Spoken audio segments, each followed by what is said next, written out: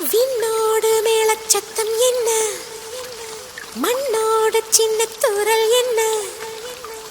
எங்கேதான் சென்றாயோ இப்போது வந்தாயோ, சொல்லாமல் வந்தது போல் இல்லாமல் போவாயோ, தப்பாமல் மீண்டும் சந்திப்பாயோ, நீ வரும்போ